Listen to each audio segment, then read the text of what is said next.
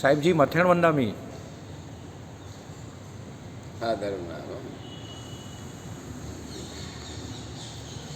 આપણે બિસ્કિટ વિશે શું કહેશો? જે નાના છોકરાઓ ખાય છે એ હેલ્થ માટે સારું છે કે ખરાબ છે, અથવા તો કયા ખાવા જોઈએ?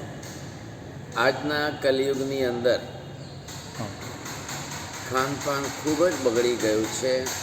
બરાબર. ટોટલી ફૂડ સ્ટાઇલ એટલી ખરાબ અને એટલી ખતરનાક થતી જાય છે કે નાની ઉંમરના બાળકોથી લોકો માંદા પડતા કદાચ એક પણ વર્ગ બાકી નહીં રહે બીમારીઓમાં, એવી પરિસ્થિતિ નિર્માણ થઈ રહી છે.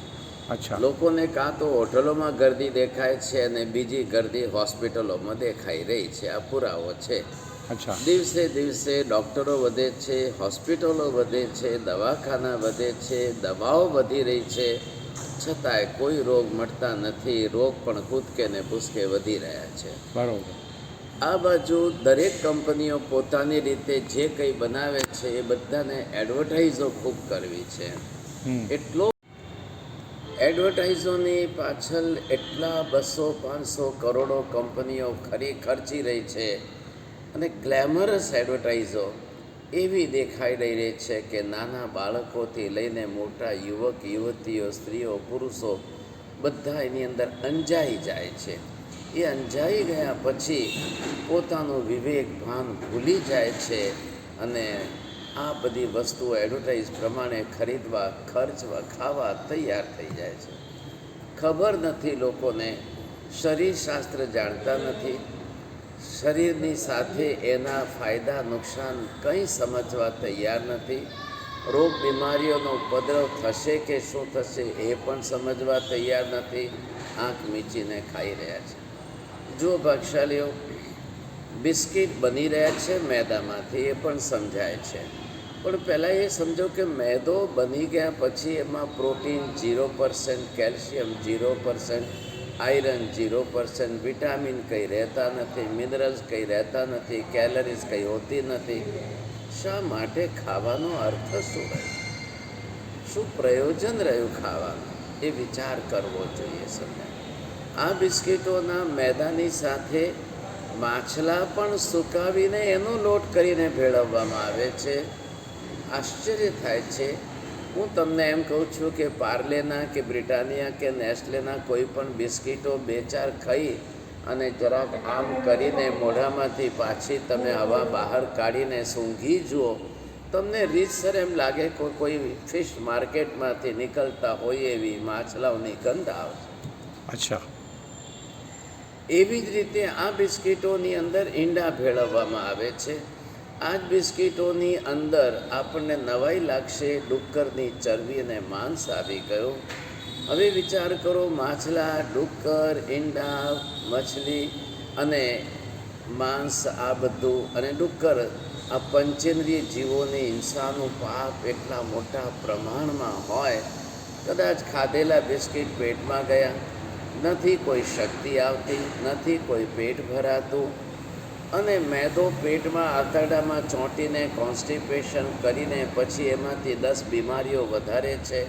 એના કરતાં આત્મા ઉપર ચોંટેલા આ પંચેન્દ્રિય જીવોની હિંસાના પાપનું પ્રમાણ કેટલું છે, એ કર્મ કેટલું મોટું થશે, એના કારણે જીવોને જે દુઃખ ભોગવવું પડશે નરકમાં, એ કેટલું છે. નંબર 2માં આપણે વાત કરીએ ચીઝની. જે અત્યારે પીઝા, પાસ્તા, બર્ગરમાં બધામાં ચીઝનો વપરાશ વધી ગયો. બૈરાઓ ઘરમાં ચીઝના પેકેટ લાવીને ફ્રીજમાં મૂકી દે અને હાંડવો વગેરે બનાવે, ખમણ બનાવે તો એનામાં ચીઝ નાખતા થઈ ગયા. કેટલી મૂર્ખતા છે! આ ચીઝ બનાવવા માટે રેનેટ જોઈએ છે. રેનેટ એનું મેઇન ઘટક ઇન્ગ્રીડિયન્ટ છે. આ ઘટક લાવીને એ દૂધમાં નાખવામાં આવે ને પછી એને ડીપ ફ્રીજમાં મૂકીને ચીઝ બનાવવામાં આવે છે.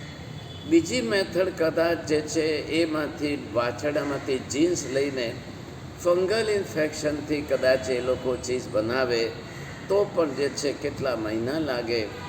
અને આ ચીઝ બન્યા પછી એને જે રીતે ખાવામાં આવી રહી છે, સાયન્ટિફિકલી એક પ્રૂવ થઈ ગયું છે કે 1 ચમચી ચીઝ ખાવાથી 120 રોગો થાય એમ છે. અચ્છા. એ ચીઝથી કોલેસ્ટ્રોલ એટલું વધે છે અને બ્લોકેજ એટલા આવી રહ્યા છે કે હાર્ટ એટેક આવતા વાર નથી લાગતી, પણ લોકો સમજવા તૈયાર નથી.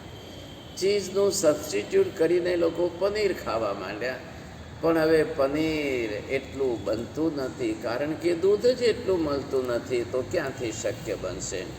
તે છતાંય લોકોને ઘરે ઘર પનીર ખાવું છે. અત્યારે મુંબઈ જેવા શહેરમાં 80% પનીર નકલી બની રહ્યું છે. અચ્છા, શું વાત આખા છે? પામ ઓઇલની અંદર પ્રોસેસ કરીને, કેમિકલ પ્રોસેસ કરીને પનીર બનાવવામાં આવી રહ્યું છે. એવી 3-4 પદ્ધતિઓ નીકળી છે કે સિમિલર એવું પનીર બનાવી રહ્યા છે, અને એના કારણે હાર્ટ એટેક, કેન્સર એટલા ખતરનાક વધી રહ્યા છે. દિવસે ને દિવસે પ્રમાણ વધી રહ્યું છે. કોઈએ પણ ભૂલે ચૂકે આ પનીર તો ખાવું નહીં. આયુર્વેદ શાસ્ત્ર તો નિષેધ જ કરે છે કે આ પનીર તો દૂધમાં લાવેલી વિકૃતિ છે ને એનાથી બની રહ્યું છે. એક બાજુ જોઈએ તો ચીઝ બનાવવા માટે જે રેનેટ જે છે એ ગર્ભવતી ગાયના વાછરડાને મારીને એમાં આંતરડામાંથી લેવાતું આ રેનેટ, એનાથી ચીઝ બને. વિચાર કરો, ગાય, ગર્ભવતી ગાયની હિંસા, એવી જ રીતે વાછરડાની હિંસા. ઓહો, 2 પ્રાણીઓની હિંસા, પંચેન્દ્રિય જીવની હિંસા, બહુ દર્દભરું છે. એ કેટલું બધું આત્મા ઉપર કર્મ કેટલું ભારે ચોંટશે એ વિચાર કરો. આ વિચાર કરતાં આપણને સમજાય કે બચવું કઈ રીતે. એવી જ રીતે જેમ આમાં આવ્યું એમ મેગી અત્યારે શું ખતરનાક વસ્તુ થઈ ગઈ છે. શારડાઈન નામની માછલીઓ 1 લાખ માછલીના મોટા મોટા મિક્સર ગ્રાઇન્ડરની અંદર ફેરવીને ચટણી કરી નાખે. ડુક્કરનું માંસ અને ચરબી ભેળવીને એમાં મેદો ભેળવીને તળીને તમને મેગી બનાવીને મસાલો લગાડીને આપે. ભૂલે ચૂકે જૈનોએ તો અડાય નહીં, ખવાય નહીં, નહીંતર આપણને પંચેન્દ્રિય જીવોની હિંસાનું પાપ લાગે. આત્માને કર્મ બંધાય કરોડો વર્ષોનું, અને એ કર્મ ભોગવવા છેવટે નરક સિવાય બીજો કોઈ વિકલ્પ નથી બચતો. સમસ્ત શાકાહારી પ્રાણીઓએ, સમસ્ત શુદ્ધ અહિંસામાં માનનારા લોકોએ, જૈનોએ આ પાપથી બચવા માટે વહેલી તકે આ પ્રયત્ન કરવો જોઈએ કે જેથી આપણે બચી શકીએ અને ઘરનું ચોખ્ખું શુદ્ધ બનાવીને ખાવું. બાકી આવી વસ્તુઓમાં ભૂલે ચૂકે ન પડવું. આ તકેદારી રાખજો. ખૂબ ખૂબ ધર્મલાભ, ખૂબ આશીર્વાદ. બસ સાહેબજીએ બહુ સરસ આપણને સમજાવ્યું છે, અને આનું અનુકરણ જલ્દીમાં જલ્દી થાય એવો પ્રયત્ન કરજો. Thank you.